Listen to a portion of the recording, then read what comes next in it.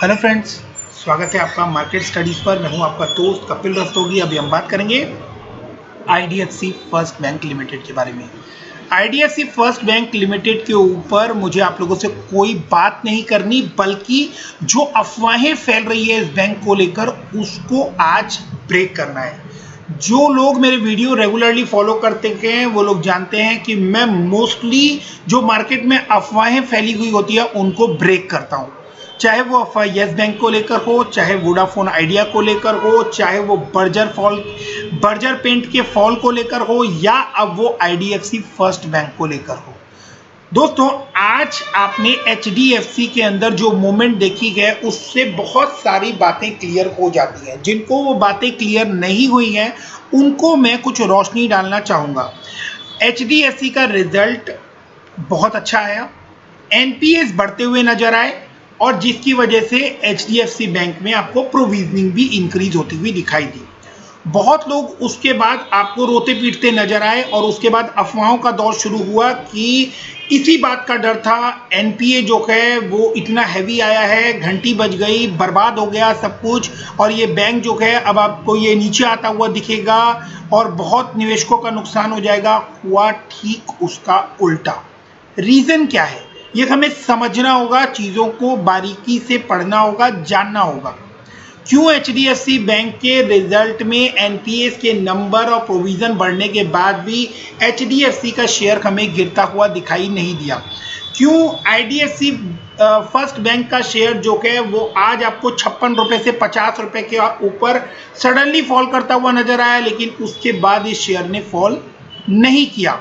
इन सब बातों के पीछे जो बड़ा रीजन निकल कर आ रहा है वो मैं आप लोगों को समझाने की कोशिश करता हूं।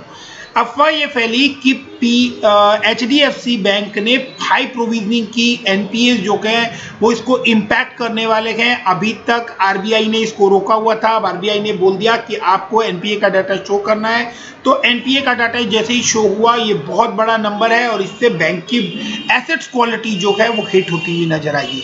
तो दोस्तों, एक बात हमें यहाँ पर समझनी होगी कि जो लोग एनालिसिस करते हैं, जो लोग मार्केट में बैठे हैं, जो लोग इतने बड़े लेवल पर ब्रोकरेज फर्म खोलकर बैठे हैं, जो लोग इतने बड़े लेवल पर बैंक्स खोल के बैठे हैं, क्या उन लोगों को इस बात का बिल्कुल आइडिया नहीं है कि आने वाले टाइम में बैंक के एनपीएस के नंबर क्या रहने वाले हैं?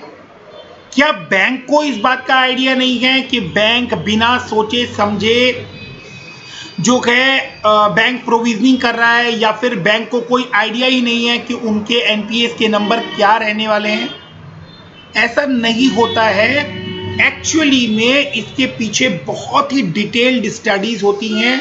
जब बैंक प्रोविजनिंग करता है तो बैंक उस कवरेज को पहले से ही लेकर स्टार्ट कर चल रहा था। कहने का मतलब कि एचडीएफसी बैंक में जो फॉल आने की एक्सपेक्टेशन थी, वो स्पेक्यूलेशन इसलिए जाग रही थी इस एजम्पशन पर कि आपको ये मानकर कि एचडीएफसी बैंक को ये पता ही नहीं था कि क्या एनपीए का नंबर आने वाला है, या पब्लिक में या एनालिस्ट को या किसी को भी इस बात का कोई आइडिया ही नहीं था कि क्या नंबर आने वाले हैं।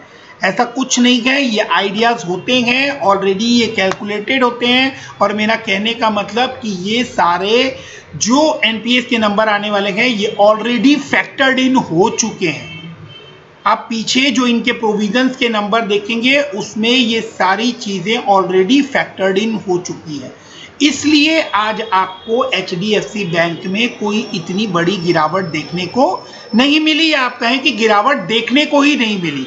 उसके बजाय एचडीएफसी बैंक ने आप लोगों को जिस लेवल पर वो था उसके आसपास ही आकर क्लोजिंग दे दी।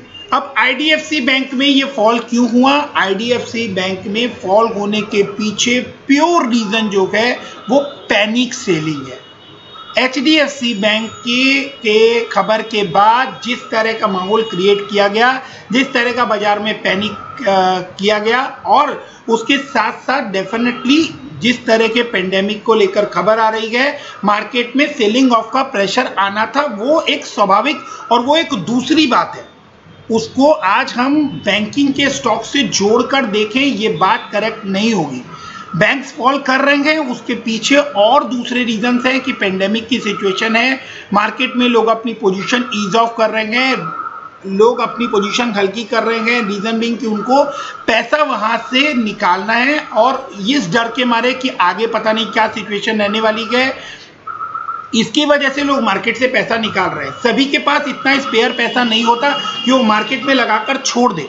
बहुत सारे लोग मार्केट से पैसा डालते हैं, बट किसी पैनिक की सिचुएशन आने पर, इस तरह की क्राइसिस कि बहुत लंबा लॉकडाउन हो जाएगा, पता नहीं क्या होगा, इस पोजीशन पर लोग सेल करते हैं। साथ में अगर गलत अफवाहें फैला दी जाए मार्केट में कि आईडीएफसी बैंक का जो एसेट्स है वो बहुत रिस्की वे में है, तो ये भी एक रीजंस बनते हैं कि किसी बैंक के अंदर आपको फॉल देखने को मिलता है। तो बैंक सडनली स्लिप आउट हुआ, एक हैवी सेलिंग देखने को मिली, लेकिन उसके बाद आप देखें तो एक फ्लैटिश वे में ये बंद होता हुआ हमें दिखाई दिया। इवन अगर हम कहें कि जो एक बार की पैनिक सेलिंग थी, उसके बाद आईडीएफसी फर्स्ट बैंक तकरीबन 2-2.25% बढ़कर ही बंद होता हुआ हमें नजर आया है। जिन लोगों को ये बातें समझ में आ रही है, उनको आगे की पोजीशन बनाने में चीज़ों में क्लैरिटी होगी। मैं ऐसा बिल्कुल नहीं कह रहा कि ये शेयर जो है ये यहाँ से आपको फर्दर कोई डिप नहीं दिखाने वाला, उसके और अलग बहुत सारे रीजंस हो सकते हैं, बट ये कि बैंक को कोई एस्टीमेट ही नहीं है कि बैंक का कितना एनपीए हो सकता है, किसी को कोई एस्टीमेट नहीं है कि बैंक का कितना एनपीए जा सकता है, और वो फैक्टर्ड इन नहीं है, मैं इस बात को मानने के लिए रेडी नहीं हूं। तो बैंक जो प्रोविजनिंग करता है उस समय बैंक अपने ये कैलकुलेशंस जो है ये पीछे 1 या 2 क्वार्टर से कंटिन्यूअस करता हुआ आ रहा है। बैंक जब अच्छी रेवेन्यू ग्रोथ दिखा रहा था, उस समय बैंक ने प्रोविजनिंग की थी, और उस प्रोविजनिंग का इम्पैक्ट जो है वो इस टाइम पर आपको देखने को मिलेगा।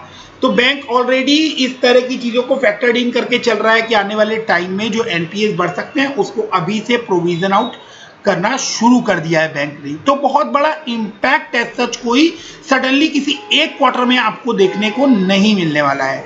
एनपीएस के नंबर इंक्रीज हो रहे हैं, लेकिन वो ऑलरेडी फैक्टर्ड इन है। अकाउंटिंग लैंग्वेज में अगर आप लोगों को बहुत डीप ये चीज़ नहीं समझ में आ रही होगी, तो आप लोग इस तरह से समझिए कि कोई एक्सपेंस आने वाला है, बड़ा एक्सपेंस आने वाला है, जिसकी उम्मीदें हैं कि एक्सपेंस इतना बड़ा हो सकता है, तो उसके लिए बजटिंग जो है वो ऑलरेडी पीछे क्वार्टर से करता हुआ आ रहा है बैंक।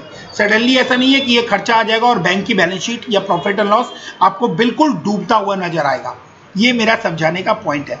अब हम चार्ट के ऊपर बात करते हैं। चार्ट पर ये 55 रुपये 75 पैसे के लेवल पर एक इंपॉर्टेंट सपोर्ट लेवल था, जहां पर ये शेयर आपको रुका हुआ दिखाई दे रहा था, और उस लेवल से इस शेयर को बढ़ना था।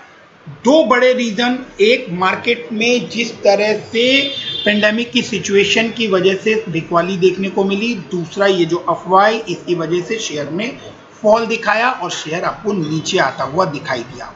अब की पोजीशन, अभी भी बहुत सारे मेरे दोस्त जो हैं वो मेरी इस बात से एग्री नहीं करेंगे कि ये शेयर जो है इसके अंदर ये सारी चीज़ें ऑलरेडी फैक्टर्ड इन हैं।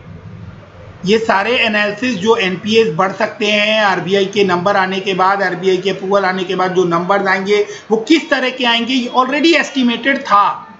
इसी वजह से एचडीएफसी में आपको फॉल देखने को नहीं मिला, और आईडीएफसी में भी उस वजह से कोई बड़ा फॉल आपको देखने को नहीं मिलने वाला है। अब ये शेयर अगर फर्दर आप लोगों को पेंडेमिक की सिचुएशन की वजह से फॉल दिखाता हुआ नीचे आता है, तो आपको ये 44.15 के ऊपर इसका एक स्ट्रॉन्ग बेस बनता हुआ नजर आ रहा है। क्यों? क्योंकि आप उसको यहाँ पर देख सकते हैं, काफ़ी लंबे टाइम तक 20 मई से लेकर और तकरीबन 6 जून के आसपास तक 1-1.5 महीने तक इस लेवल पे कंसोलिडेट किया। फिर आप यहाँ पे देख सकते हैं जनवरी में, उसके बाद आप इस लेवल को देख सकते हैं 11 जून 2018 में, और उससे भी पहले, बहुत पहले आप 2016 में भी इस लेवल पर इस शेयर को आते हुए देख सकते हैं। तो इस लेवल पे एक इम्पॉर्टेंट सपोर्ट जोन जो है वो यहाँ पर बनता है, और यहाँ से रिकवरी की उम्मीद बनती है।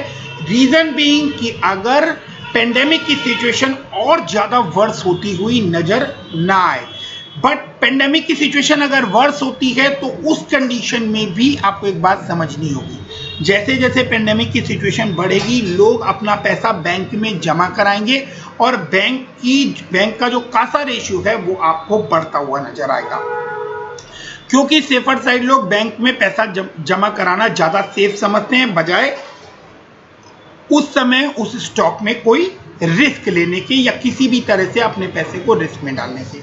इस समय फिलहाल आईडीएफसी फर्स्ट बैंक पे जो रेट ऑफ इंटरेस्ट है वो 6% का चल रहा है, तो ये एक अच्छा रेट ऑफ इंटरेस्ट है और इस रेट पे लोग बैंक में पैसा डिपॉजिट कराएंगे जिससे बैंक का कासा रेशियो इंप्रूव होता हुआ दिखाई देगा। तो ऐसी चांसेस कम बन रही है कि ये बैंक यहां से आपको बहुत बड़ा कोई डिप लेता हुआ दिखाई दे। पेंडेमिक की सिचुएशन कितनी वर्स हो सकती है इसका आइडिया मैं अभी बहुत ज़्यादा हद तक नहीं लगा सकता, क्योंकि बहुत सारे मेडिकल एक्सपर्ट, साइंटिस्ट, डॉक्टर्स इसको लेकर एनालिसिस कर रहे हैं। क्या सिचुएशन मार्केट में बैठने वाली है इसको लेकर अभी बहुत ज़्यादा कोई बड़ी बात यहाँ पर नहीं की जा सकती। डेफिनेटली माहौल जो है वो बहुत खतरनाक है, ऐसे में आप अपना और अपने परिवार का पूरा ध्यान रखिए। अब हम बात करते हैं कि वर्स्ट टू वर्स्ट सिचुएशन में जो ये लाइन यहाँ पर आपको दिखाई दे रही है, ये शेयर आपको यहाँ आता हुआ दिखाई दे, जिसकी चांसेस जो है वो बहुत ही कम है। ये शेयर जो है आपको यहीं से रिकवरी लेता हुआ दिखाई देगा, क्योंकि जो अफवाहें फैलाई जा रही है एटलीस्ट उसकी वजह से ये शेयर नीचे नहीं आ रहा है। अब हम बात करते हैं इससे रिलेटेड एक बड़ी न्यूज़ की। तो आईडीएफसी फर्स्ट बैंक ने सबसे पहले एक और न्यूज़ थी कि आसाम राइफल्स के वेटरन ऑफिसर्स के लिए इन्होंने एक स्पेशल अकाउंट जो है वो ओपन करने के लिए कहा है, जो कि इससे रिलेटेड एक अच्छी बड़ी न्यूज़ थी। IDFC first bank spot on with retail assets quality risk looms. Assets quality जो है उसकी रिस्क बनती है, बट वो रिस्क जो है वो ऑलरेडी फैक्टर्ड इन है, ये बात भी हमें समझनी होगी और ये बात आज एचडीएफसी के रिजल्ट आने के बाद के मूवमेंट को देखकर हमें क्लियर हो जानी चाहिए। IDFC first bank loan book grew 10.09% physical year 2021। तो लोन बुक ग्रो हुई है, लोन बुक जो ग्रो हुई है उसमें भी एक पॉजिटिव साइन है कि उसके अंदर मेजर पोर्शन जो है वो रिटेल लोन बुक ग्रो होती हुई दिखाई दी है। तो ये एक अच्छा स्ट्रॉन्ग साइन है कि कॉर्पोरेट को कोई ऐसा बड़ा लोन नहीं गया है जिसकी वजह से आज हम इतनी टेंशन में हैं कि जो रिटेल बैंकिंग में जो लोन जा रहे हैं उसको लेकर इतना बड़ा कंसर्न बनाया जा रहा है। समझने वाली बात यह है कि कॉर्पोरेट्स को जो लोन जाते हैं वो 5,000 करोड़ तक के होते हैं और कॉर्पोरेट्स उनको देना बंद कर देता है, बजाय इसके कि छोटे छोटे लोन जिनको नेगोशिएट करके या जिनको रिकवरी कर बैंक उठा सकता है उनको लेकर इतना पैनिक फैलाया जा रहा है। ऑब्वियस है कि जो रिटेल लोन्स दिए जाते हैं, जो अनसिक्योर्ड लोन्स हैं, उनको लेकर थोड़ी टेंशन होती है, लेकिन बैंक उनकी रिकवरी के लिए पूरी कोशिश कर रहा है और बैंक जो है उसके अंदर काफ़ी हद तक कामयाब है। आपको वी वैद्यनाथन जी की स्टेटमेंट, लास्ट स्टेटमेंट जो है वो ध्यान रहनी चाहिए कि बैंक जो है उसने काफ़ी हद तक पेंडेमिक के टाइम पर जो लोन्स दिए हैं उनकी रिकवरी हो चुकी है। बैंक स्टिल बहुत बड़े प्रोविजंस कर चल रहा है कि आने वाले टाइम में कोई एक्सेप्शनल हिट बैंक को ना हो। बैंक ने 3000 करोड़ का QIP भी लेकर आ चुके हैं आगे की किसी भी फ्यूचर कंटिजेंसी को कैटर करने के लिए। That much of was driven by retail in another positive और इन्वेस्टर्स। तो ये भी इन्वेस्टर्स के लिए पॉजिटिव बात है कि ये जो लोन बुक ग्रो हुई है ये रिटेल काउंटर से होती हुई नजर आ रही है, यानी रिटेल की लोन बुक बढ़ती हुई नजर आ रही है। Retail assets form 67% of the total assets for the bank as of March. 67% एक बड़ा नंबर, जो टोटल इनके एसेट्स है लोन एसेट्स उसमें से 67% जो है वो रिटेल से आता हुआ दिखाई दे रहा है। अब कंसर्न ये है कि ये पैसा जो है ये कितना रिस्क में है। डेफिनेटली देखिए, अगर नेगेटिव ही सोचना है तो आप ये सोचिए फिर कि देश जो है वो पूरी तरह से बर्बाद हो जाएगा, करोड़ों लोग जो है वो मर जाएंगे और कोई पैसा बैंक को रिटर्न नहीं करेगा। अगर इस तरह की सोच के साथ हमें आगे बढ़ना है तो बेटर होगा कि हम शेयर मार्केट को छोड़ दें, क्योंकि अगर इस तरह की नेगेटिव सोच के साथ बैंक या फिर बिजनेस या फिर पॉलिटिक्स या फिर कुछ भी लाइफ में इस तरह के नेगेटिव पॉइंट ऑफ व्यू से, स्पेकुलेशन से काम करना स्टार्ट करेंगे तो आप अपने आप को हमेशा नुकसान के अंदर ही पाएंगे।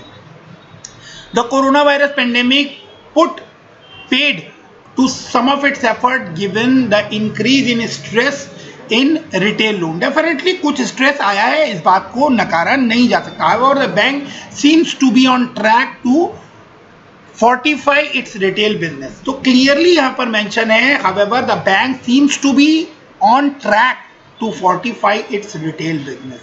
Another sign of its growing retail footprint is the surge in low cost current and saving account deposit। Kasa ratio improve होता हुआ दिख रहा है, 51.95 इंप्रूव हुआ है मार्च में 31.87 के कंपैरिजन में। The bank reap the benefit of force saving following the corona virus outbreak. तो फोर्स सेविंग भी हो रही है, लोग डर के मारे भी पैसा जमा करा रहे हैं, जिसकी वजह से भी आपको कासा रेशियो इंप्रूव होता हुआ दिखाई दे रहा है। तो ओवरऑल डिपॉजिट्स भी इंप्रूव होते दिखाई दे रहे हैं और पेंडेमिक में जो हाउस होल्ड्स हैं वो भी अपनी सेविंग इंक्रीज कर रहे हैं। और बैंक ऑलरेडी जो है वो बहुत ही सतर्क है एनपीएस को लेकर, उसको लेकर बैंक ने ऑलरेडी बहुत बड़ी प्रोविजनिंग जो है वो पीछे करते आ रहे हैं, जिसकी वजह से कोई बहुत बड़े हिट लगने की चांस नहीं है। Share of IDFC bank has slipped 15% over the past 1 month for more than 8% fall in the sector index. ये एक बड़ी खबर है कि 15% के आसपास जो है ये स्लिप किया है। बाकी जो इनलाइन बैंक है, जो बैंक निफ्टी है, उसके अगेंस्ट में। लेकिन यहाँ पर जब आप ये न्यूज़ पढ़ते हैं तो आपको वो न्यूज़ भी नहीं भूलनी चाहिए कि आईडीएफसी फर्स्ट बैंक जो है वो आउट परफॉर्मर रहा था लास्ट ईयर बैंक निफ्टी के अंदर। इसने बैंक निफ्टी में जिस समय बाकी बैंक्स से कंपेयर करें तो इसने आपको एक एक्सेप्शनल आउटब्रेक दिखाया था और वहां पर आपको एक बड़ा रिटर्न बनाकर इस बैंक ने दिया था। तो इतने बड़े रिटर्न देने के बाद इसके अंदर बिकवाली आना भी स्वाभाविक है। बहुत सारे लोग टारगेट सेट करते हैं और उन टारगेट के कंप्लीट होने पर वहां पर मुनाफा वसूली भी देखने को मिलती है। उसके बाद जो पेंडेमिक की सिचुएशन है उसका इंपैक्ट भी इसके ऊपर आता हुआ दिखाई दिया। और third last but not the least, जो अफवाहें फैलाई जा रही है उसका भी इंपैक्ट आपको इसके ऊपर आता हुआ दिखाई दिया। तो ये 3 बड़े रीजंस आपको जो हैं ये इसके ऊपर काम करते हुए नजर आ रहे हैं, जिसकी वजह से शेयर आपको नीचे आता हुआ नजर आया। तो ये शेयर जब नीचे आ रहा है तो इसके अंदर सिर्फ आपको बाय ऑन डिप की सलाह है। अपने शेयर के बारे में खुद एनालिसिस कीजिए, खुद पढ़ने की और समझने की कोशिश कीजिए, सही बात को जानिए। चाहे मैं बोल रहा हूं, चाहे कोई भी बोल रहा है, उस बात को आप लोग सिर्फ सुनिए, बट उसको मानकर आप लोग कोई बल्क बाइंग, बल्क सेलिंग ना करें। अपनी स्टडीज करें, अपने फाइनेंशियल एडवाइजर से बात करें, अपनी रिस्क टेकिंग कैपेसिटी देखें और तभी किसी तरह की कोई बाइंग या सेलिंग का फैसला लें। आशा करता हूं आप लोगों को ये बातें बहुत क्लियर वे में समझा सका हूं, आप लोगों को समझ में आई को, और मैं अफवाहों को कुछ हद तक आपके दिमाग से खत्म करने में कामयाब रहा हूं। अगर ऐसा हुआ है, आप लोग आगे भी मुझसे जुड़े रहना चाहते हैं तो चैनल को सब्सक्राइब कीजिएगा। अदरवाइज वीडियो देखने के लिए thank you very much. Video पसंद आया हो तो वीडियो को लाइक और शेयर करना ना भूलें, सो दैट कि दूसरे रिटेल इन्वेस्टर्स इस बात का इस इम्पोर्टेंट एनालिसिस का बेनिफिट उठा सकें। Thank you very much. Keep investing, stay safe. Thank